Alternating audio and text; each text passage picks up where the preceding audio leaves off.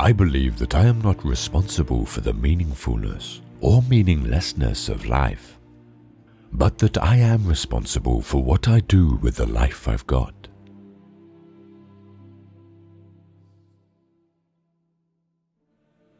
When someone is seeking, said Siddhartha, it happens quite easily that he only sees the thing that he is seeking, that he is unable to find anything, unable to absorb anything, because he is only thinking of the thing he is seeking, because he has a goal, because he is obsessed with his goal.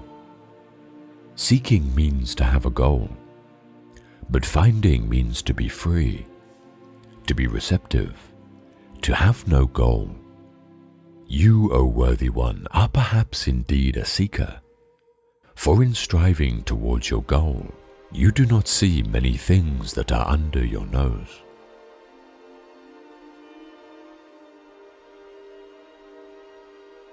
I have always believed, and I still believe, that whatever good or bad fortune may come our way, we can always give it meaning and transform it into something of value.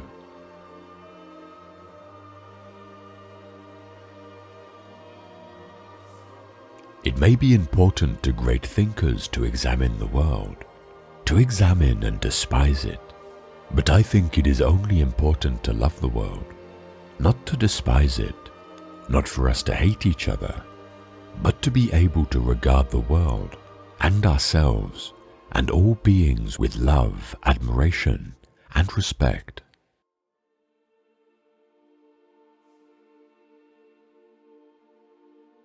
Most people are like a falling leaf that drifts and turns in the air, flutters and falls to the ground.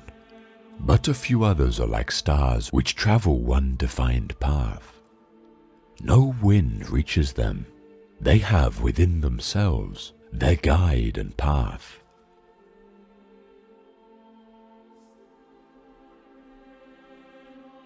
Every man is more than just himself.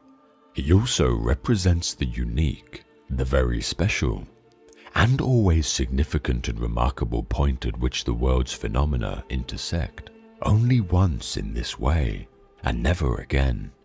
That is why every man's story is important, eternal, sacred. That is why every man, as long as he lives and fulfills the will of nature, is wondrous and worthy of consideration. In each individual the spirit has become flesh. In each man the creation suffers. Within each one a Redeemer is nailed to the cross.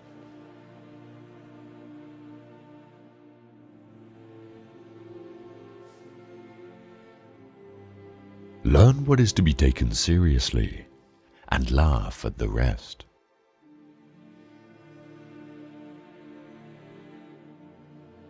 If you hate a person, you hate something in him that is part of yourself. What isn't part of ourselves doesn't disturb us.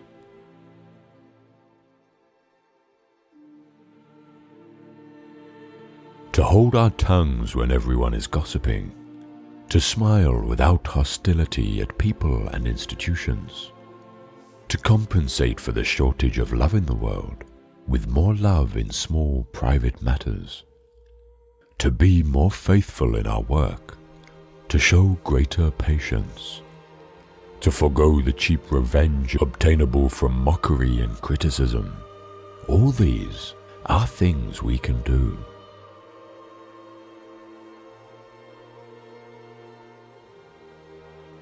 There is no reality except the one contained within us. That is why so many people live such an unreal life.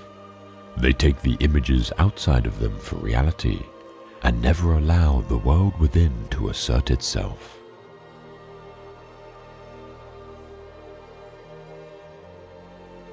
Words do not express thoughts very well. They always become a little different immediately after they are expressed, a little distorted, a little foolish.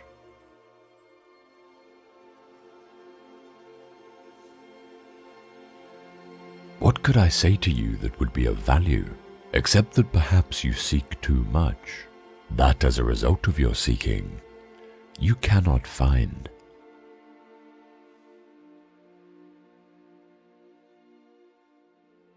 I have been and still am a seeker, but I have ceased to question stars and books. I have begun to listen to the teaching my blood whispers to me.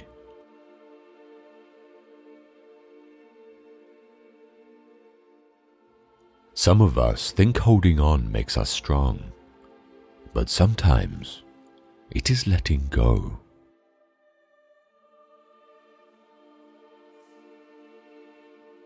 I began to understand that suffering and disappointments and melancholy are there not to vex us or cheapen us, or deprive us from our dignity, but to mature and transfigure us.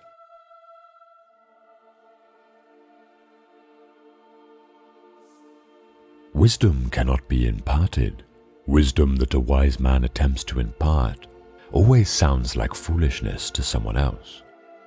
Knowledge can be communicated, but not wisdom.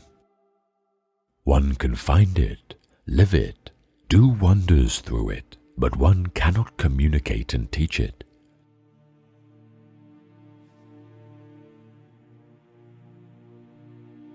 Oh, love isn't there to make us happy. I believe it exists to show us how much we can endure.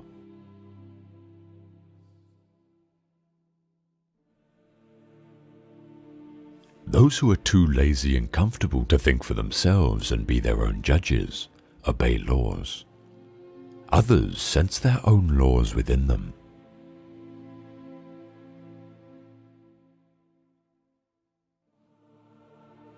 Often, it is the most deserving people who cannot help loving those who destroy them.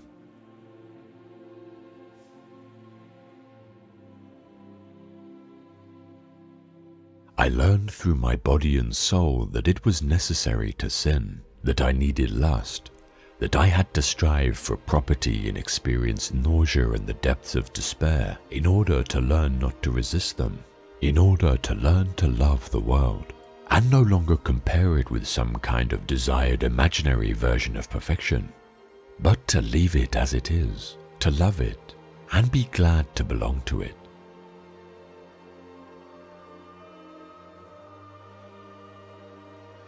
Each man had only one genuine vocation, to find the way to himself. His task was to discover his own destiny, not an arbitrary one, and to live it out wholly and resolutely within himself. Everything else was only a would-be existence, an attempt at evasion, a flight back to the ideals of the masses, conformity, and fear of one's own inwardness.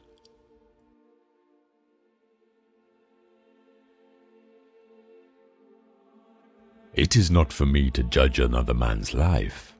I must judge, I must choose, I must spurn purely for myself alone.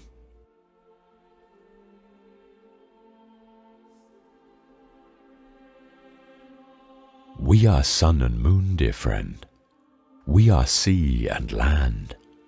It is not our purpose to become each other. It is to recognize each other, to learn to see the other and honor him for what he is, each the other's opposite and complement.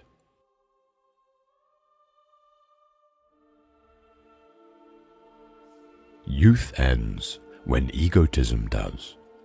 Maturity begins when one lives for others.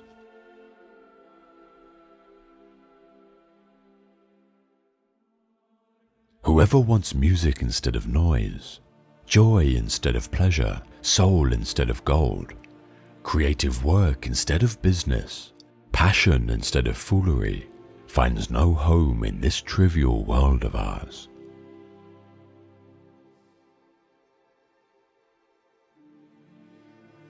Trees have always been the most penetrating preachers. I revere them when they live in tribes and families, in forests and groves. And even more, I revere them when they stand alone. They are like lonely persons, not like hermits who have stolen away out of some weakness, but like great solitary men, like Beethoven and Nietzsche. In their highest boughs the world rustles. Their roots rest in infinity, but they do not lose themselves there. They struggle with all the force of their lives for one thing only, to fulfill themselves according to their own laws, to build up their own form, to represent themselves.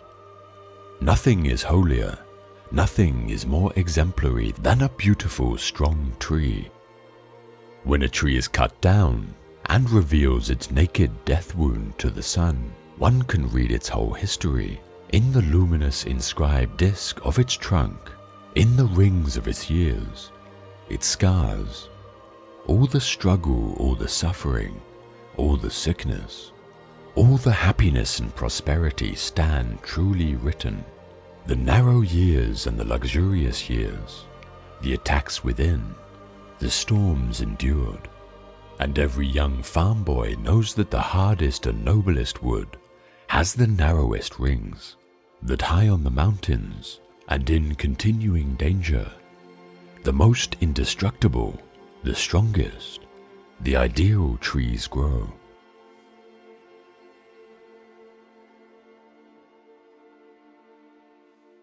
Trees are sanctuary.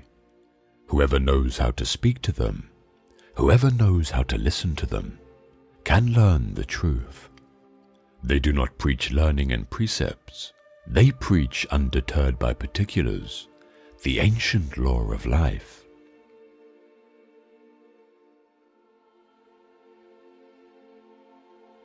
A tree says, "A kernel is hidden in me, a spark, a thought.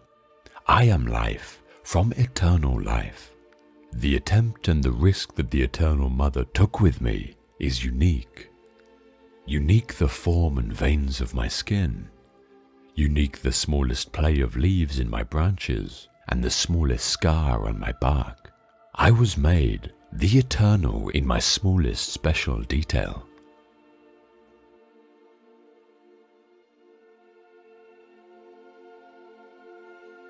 Until you make the unconscious conscious, it will direct your life, and you will call it fate.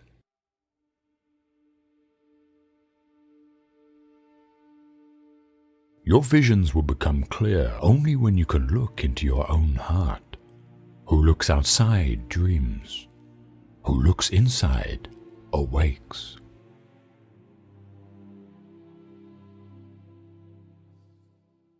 People will do anything, no matter how absurd, in order to avoid facing their own souls.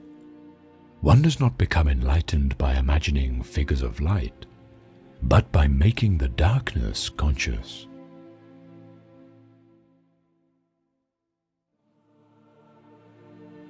Be silent and listen. Have you recognized your madness? And do you admit it? Have you noticed that all your foundations are completely mired in madness? Do you not want to recognize your madness and welcome it in a friendly manner? You wanted to accept everything, so accept madness too. Let the light of your madness shine, and it will suddenly dawn on you. Madness is not to be despised and not to be feared, but instead you should give it life. If you want to find paths, you should also not spurn madness, since it makes up such a great part of your nature. Be glad that you can recognize it, for you will thus avoid becoming its victim. Madness is a special form of the spirit and clings to all teachings and philosophies, but even more to daily life. Since life itself is full of craziness and at bottom, utterly illogical. Man strives towards reason only so that he can make rules for himself. Life itself has no rules. This is its mystery and its unknown law. What you call knowledge is an attempt to impose something comprehensible on life.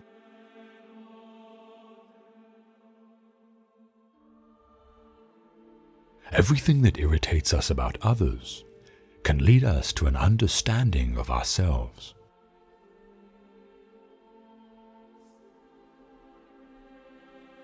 I am not what happened to me. I am what I choose to become.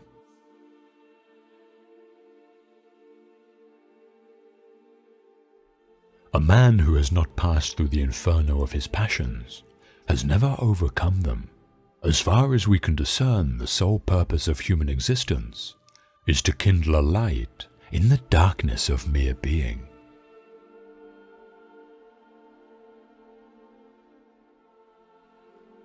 Knowing your own darkness is the best method for dealing with the darkness of other people.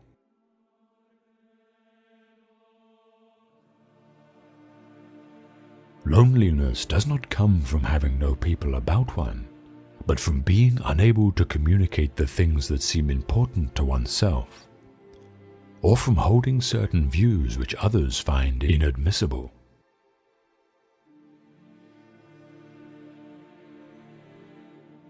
The pendulum of the mind oscillates between sense and nonsense, not between right and wrong.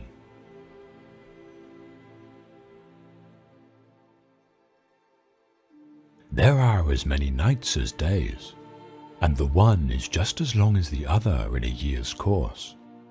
Even a happy life cannot be without a measure of darkness, and the word happy would lose its meaning if it were not balanced by sadness.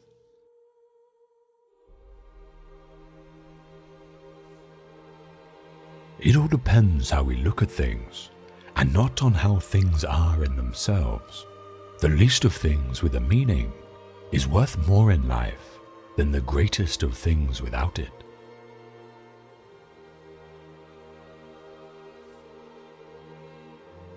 The first half of life is devoted to forming a healthy ego. The second half of life is going inward and letting go of it.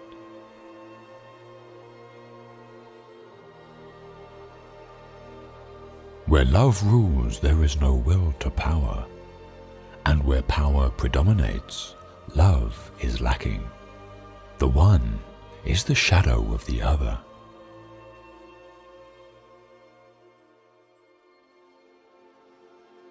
I am astonished, disappointed, pleased with myself. I am distressed, depressed, rapturous. I am all these things at once, and cannot add up the sum.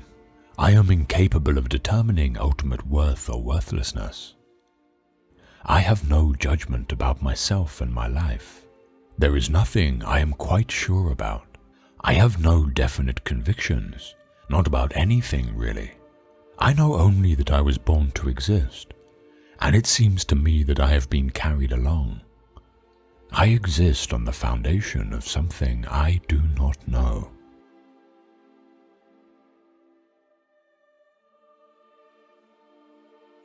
We should not pretend to understand the world only by the intellect. We apprehend it just as much by feeling. Therefore, the judgment of the intellect is at best only half of the truth, and must, if it be honest, also come to an understanding of its inadequacy.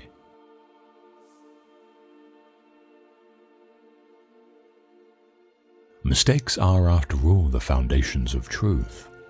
If a man does not know what a thing is, it is at least an increase in knowledge if he knows what it is not.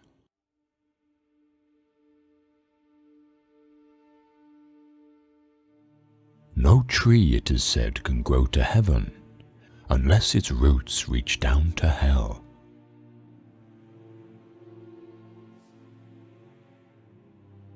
It is my mind, with its store of images, that gives the world color and sound, and that supremely real and rational certainty, which I can experience, is in its most simple form an exceedingly complicated structure of mental images.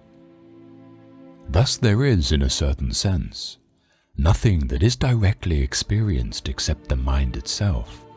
Everything is meditated through the mind, translated, filtered, allegorized, twisted, even falsified by it. We are enveloped in a cloud of changing and endlessly shifting images.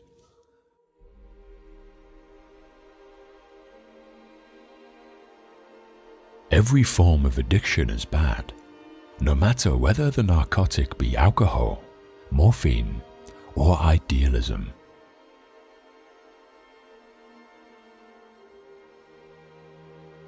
About a third of my cases are suffering from no clinically definable neurosis, but from the senselessness and emptiness of their lives. This can be defined as the general neurosis of our times.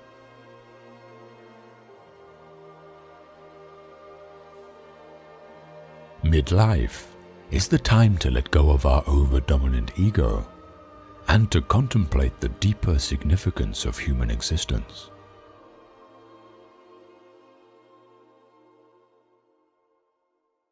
Wholeness is not achieved by cutting off a portion of one's being, but by integration of the contraries.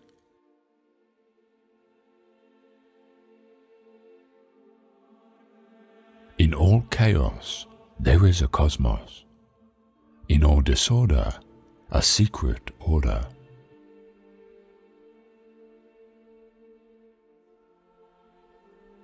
I have frequently seen people become neurotic when they content themselves with inadequate or wrong answers to the questions of life. They seek position, marriage, reputation, outward success of money, and remain unhappy and neurotic even when they have attained what they were seeking. Such people are usually confined within too narrow a spiritual horizon. Their life has not sufficient content, sufficient meaning. If they are enabled to develop into more spacious personalities, the neurosis generally disappears.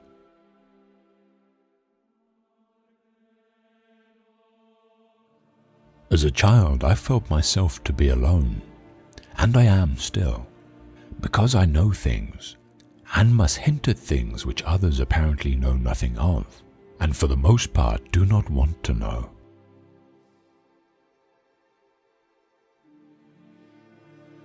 The acceptance of oneself is the essence of the whole moral problem, and the epitome of a whole outlook on life. That I feed the hungry, that I forgive an insult, that I love my enemy in the name of Christ. All these are undoubtedly great virtues. What I do unto the least of my brethren, that I do unto Christ. But what if I should discover that the least among them all, the poorest of all beggars, the most impudent of all offenders, the very enemy himself, that these are within me, and that I myself stand in need of the arms of my own kindness, that I myself am the enemy who must be loved. As a rule, the Christian's attitude is then reversed. There is no longer any question of love or long suffering. We say to the brother within us, Raka, and condemn and rage against ourselves. We hide it from the world. We refuse to admit ever having met this least among the lowly in ourselves.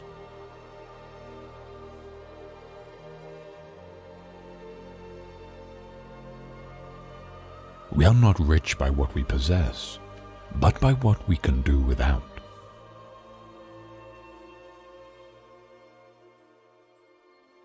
Act in such a way that you treat humanity, whether in your own person or in the person of any other, never merely as a means to an end, but always at the same time as the end.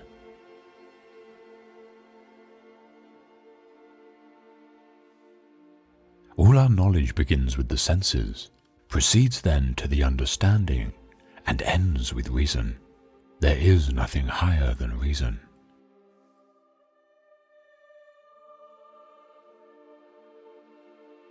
Seek not the favor of the multitude. It is seldom got by honest and lawful means. But seek the testimony of few, and number not voices, but weigh them.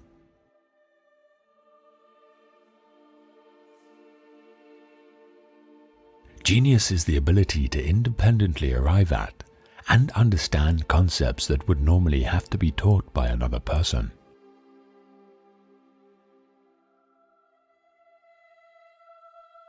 Enlightenment is man's emergence from his self-imposed immaturity. Immaturity is the inability to use one's understanding without guidance from another.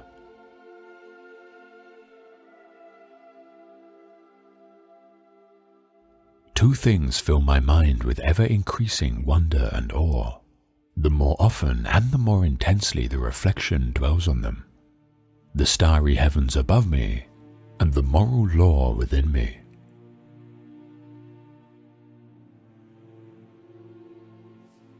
Morality is not properly the doctrine of how we may make ourselves happy, but how we may make ourselves worthy of happiness.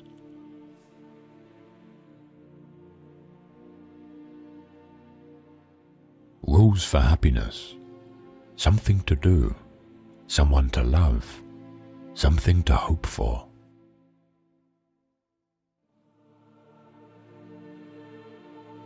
The people naturally adhere most to doctrines which demand the least self-exertion and the least use of their own reason, and which can best accommodate their duties to their inclinations.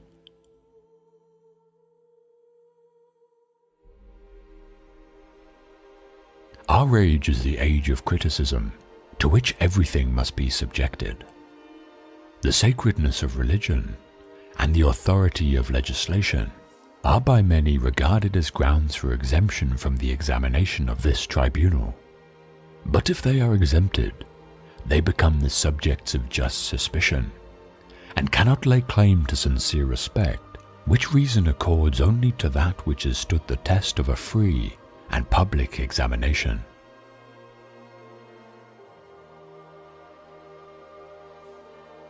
One who makes himself a worm cannot complain afterwards if people step on him.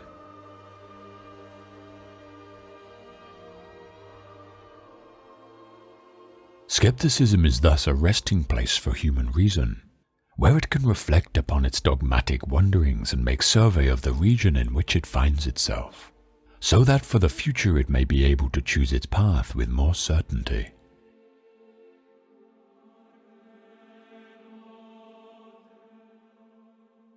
If the truth shall kill them, let them die.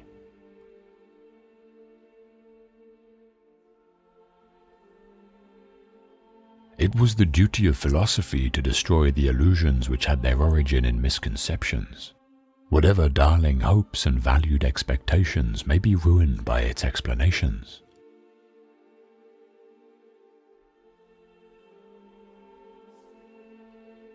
Look closely. The beautiful may be small.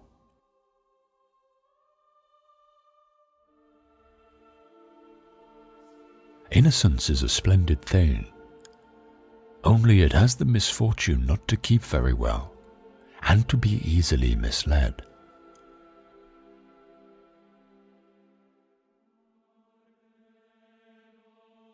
As nature has uncovered from under this hard shell the seed for which she most tenderly cares, the propensity and vocation to free thinking, this gradually works back upon the character of the people, who thereby gradually become capable of managing freedom.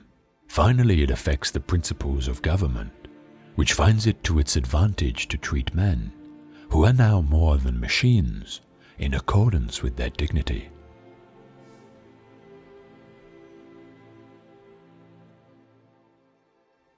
For peace to reign on earth, humans must evolve into new beings who have learned to see the whole first.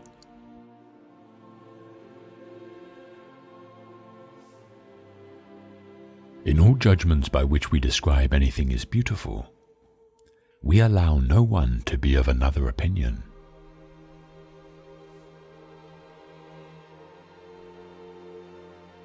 How then is perfection to be sought?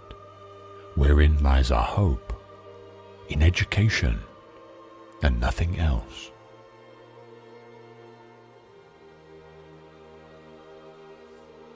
Man must be disciplined, for he is by nature raw and wild.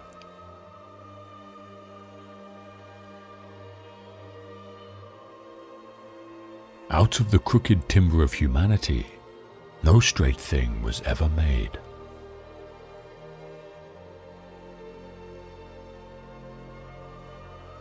Space and time are the frameworks within which the mind is constrained to construct its experience of reality.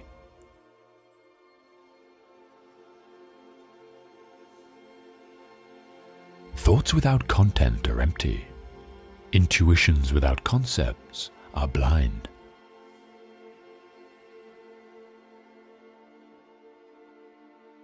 Nothing is divine but what is agreeable to reason.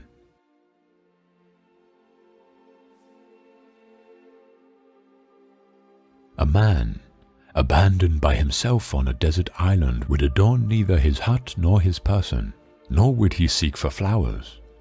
Still less would he plant them in order to adorn himself therewith. It is only in society that it occurs to him to be not merely a man, but a refined man after his kind, the beginning of civilization. For such do we judge him to be who is both inclined and apt to communicate his pleasure to others, and who is not contented with an object if he cannot feel satisfaction in it in common with others. Again, everyone expects and requires from everyone else this reference to universal communication of pleasure, as if it were from an original compact dictated by humanity itself.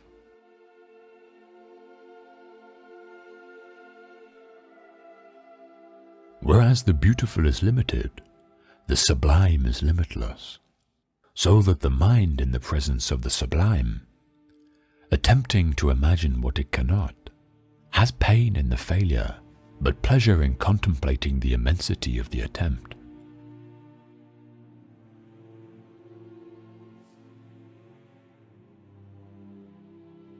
In the midst of winter, I found there was within me an invincible summer, and that makes me happy, for it says that no matter how hard the world pushes against me, within me there's something stronger, something better, pushing right back.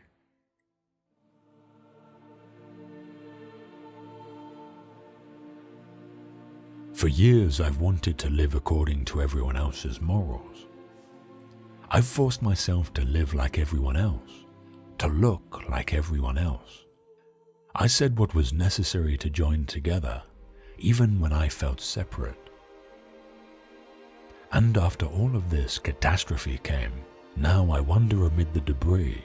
I am lawless, torn to pieces, alone and accepting to be so, resigned to my singularity and to my infirmities. And I must rebuild a truth, after having lived all my life in a sort of lie.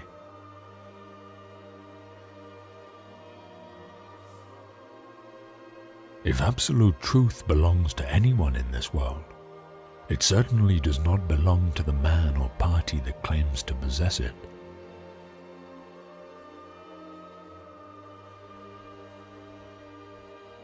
You will never be happy if you continue to search for what happiness consists of. You will never live if you are looking for the meaning of life.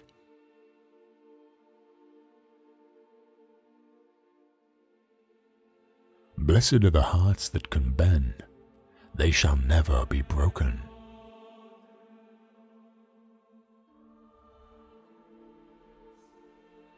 Don't walk in front of me, I may not follow. Don't walk behind me, I may not lead.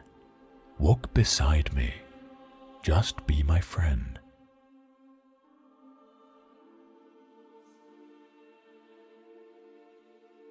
I do not believe in God, and I am not an atheist.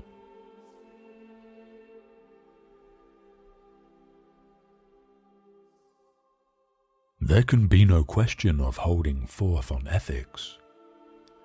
I have seen that people behave badly with great morality, and I note every day that integrity has no need of rules.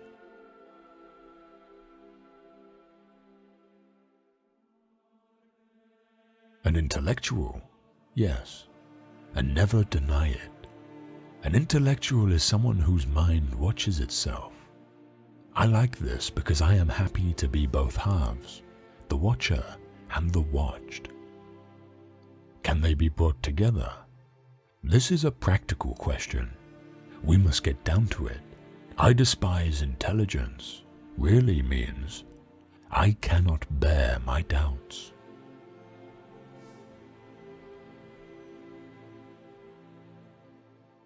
In the world, there is parallel to the force of death and constraint, an enormous force of persuasion that is called culture.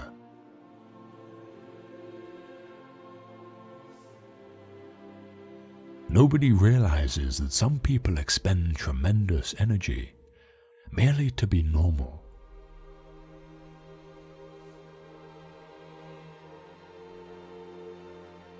Get scared, it will do you good.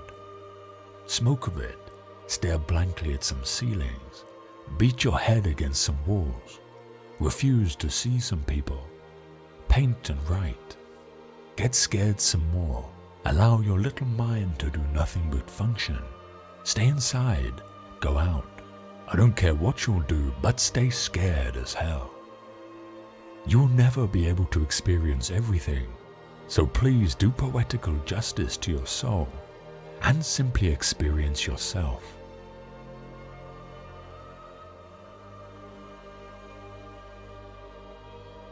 When you have once seen the glow of happiness on the face of a beloved person, you know that a man can have no vocation but to awaken that light on the faces surrounding him.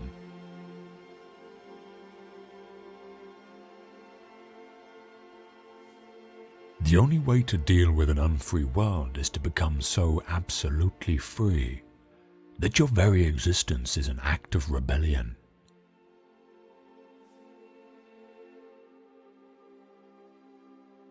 A man wants to earn money in order to be happy, and his whole effort and the best of a life are devoted to the earning of that money. Happiness is forgotten, the means are taken for the end.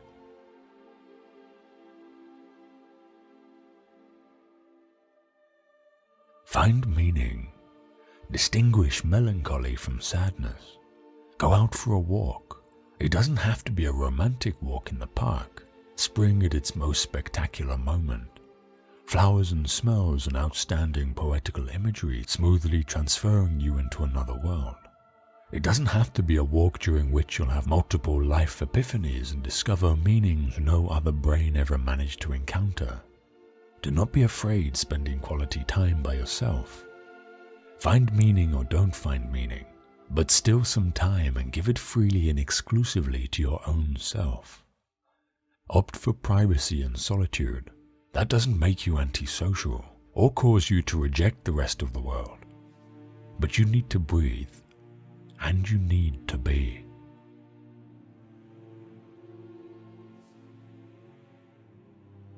The evil in the world comes almost always from ignorance, and goodwill can cause as much damage as ill will if it is not enlightened.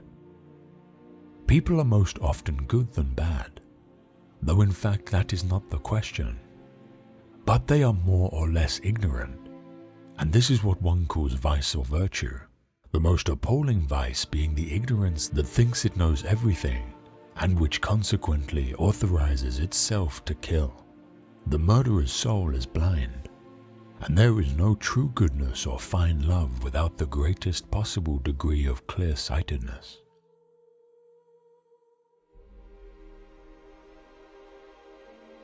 I continue to believe that this world has no ultimate meaning, but I know that something in it has a meaning, and that is man, because he is the only creature to insist on having one.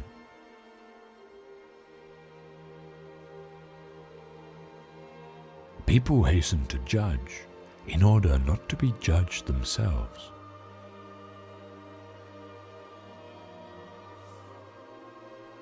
In short, whoever does violence to truth or its expression eventually mutilates justice, even though he thinks he is serving it.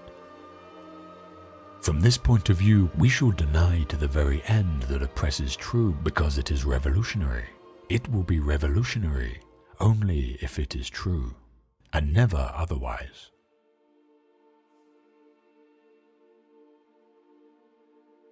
Man is the only creature who refuses to be what he is.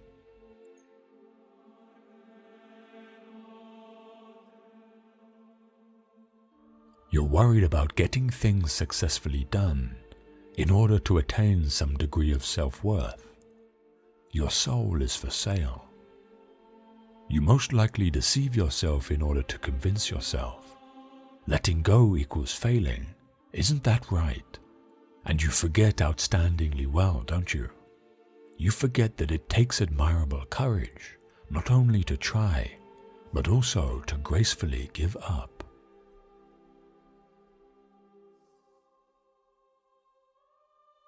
Men are never convinced of your reasons, of your sincerity, of the seriousness of your sufferings except by your death. So long as you are alive, your case is doubtful. You have a right only to their skepticism.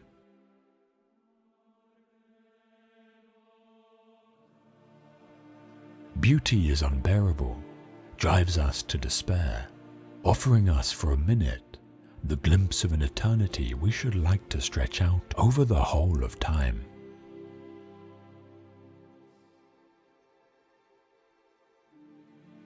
We all carry with us places of exile, our crimes, our ravages. Our task is not to unleash them onto the world. It is to transform them in ourselves and others.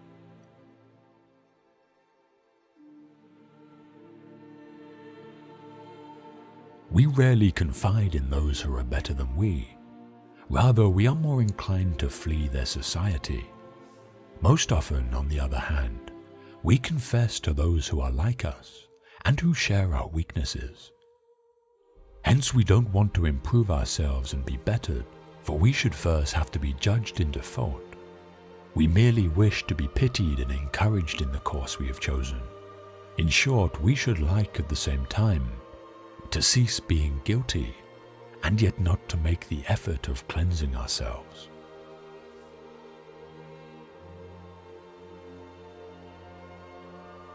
Every time I hear a political speech, or I read those of our leaders, I am horrified at having for years heard nothing which sounded human.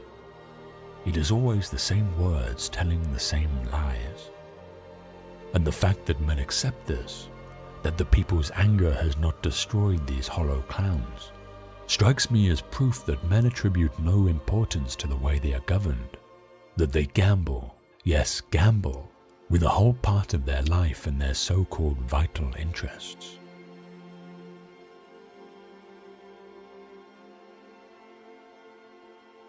I see many people die because they judge that life is not worth living.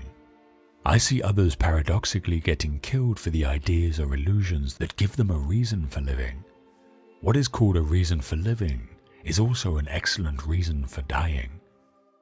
I therefore conclude that the meaning of life is the most urgent of questions.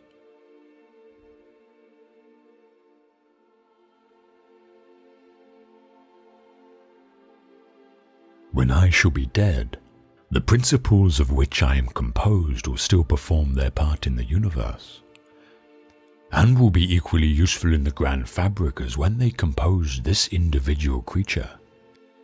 The difference to the whole will be no greater betwixt my being in a chamber and in the open air. The one change is of more importance to me than the other, but not more so to the universe.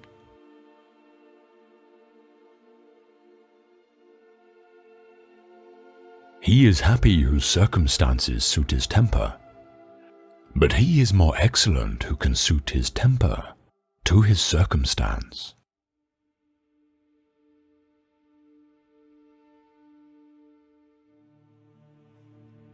Beauty is no quality in things themselves.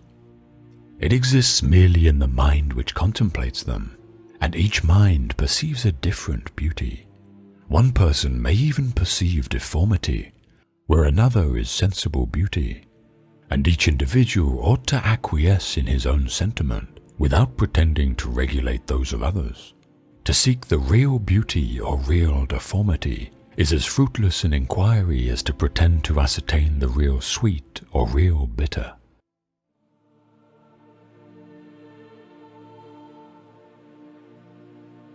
Be a philosopher, but amidst all of your philosophy, be still a man.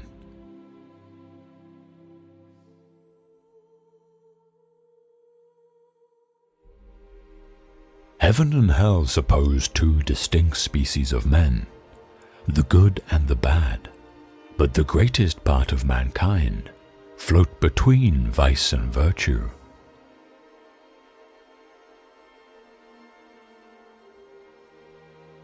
Men's view of things are the result of their understanding alone. Their conduct is regulated by their understanding, their temper, and their passions.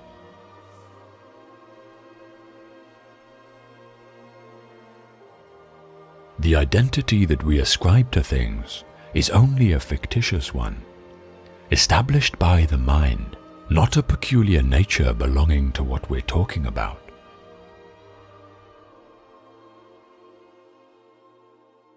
Generally speaking, the errors in religion are dangerous. Those in philosophy, only ridiculous.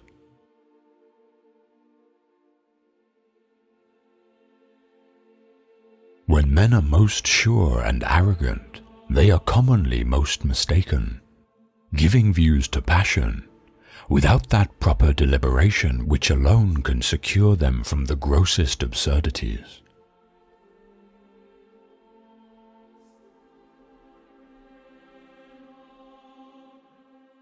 Epicurus's old questions are still unanswered. Is he, God, willing to prevent evil but not able? Then he is impotent. Is he able but not willing? Then he is malevolent. Is he both able and willing? Then why evil?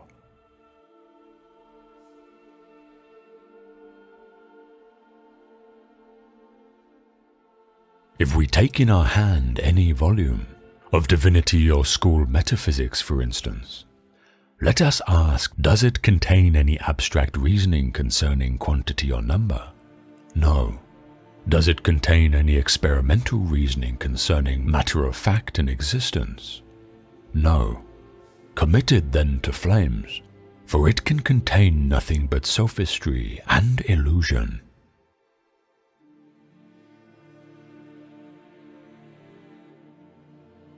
I may venture to affirm of the rest of mankind that they are nothing but a bundle or collection of different perceptions, which succeed each other with an inconceivable rapidity, and are in perpetual flex and movement.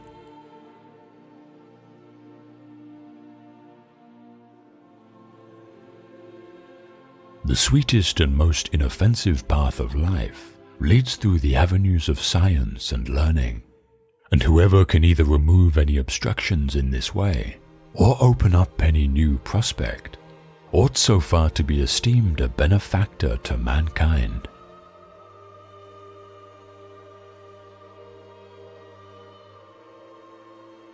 It is an absurdity to believe that the deity has human passions, and one of the lowest of human passions, a restless appetite for applause.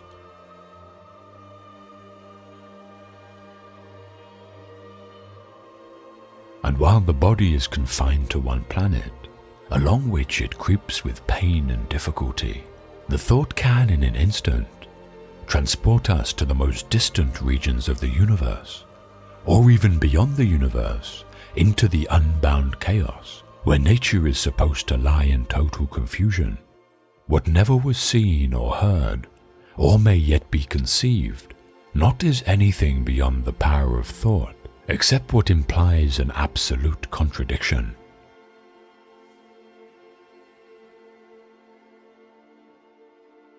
All sentiment is right, because sentiment has a reference to nothing beyond itself, and is always real, wherever a man is conscious of it. But all determinations of the understanding are not right, because they have a reference to something beyond themselves, to wit, real matter of fact, and are not always conformable to that standard.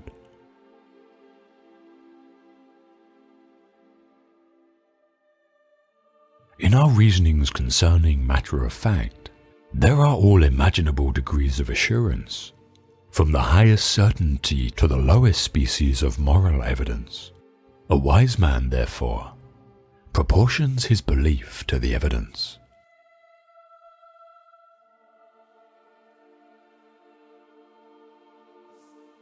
Does a man of sense run after every silly tale of hobgoblins or fairies, and canvass particularly the evidence? I never knew anyone that examined and deliberated about nonsense who did not believe it before the end of his inquiries.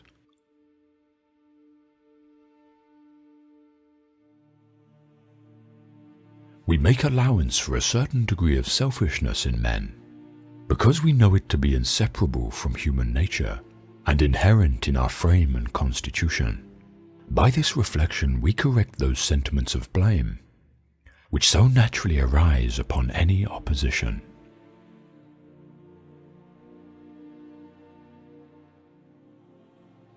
Nothing appears more surprising to those who consider human affairs with a philosophical eye than the easiness with which the many are governed by the few, and the implicit submission which men resign their own sentiments and passions to those of their rulers.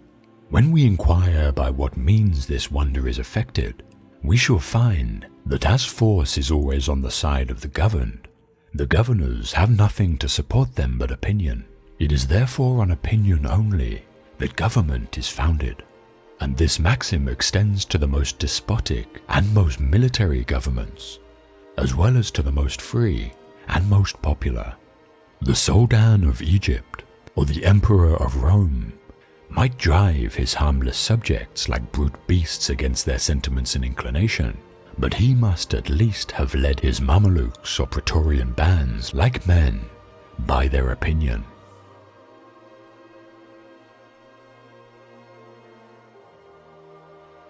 For my part, when I enter most intimately into what I call myself, I always stumble onto some particular perception or other, of heat or cold, light or shade, love or hatred, pain or pleasure.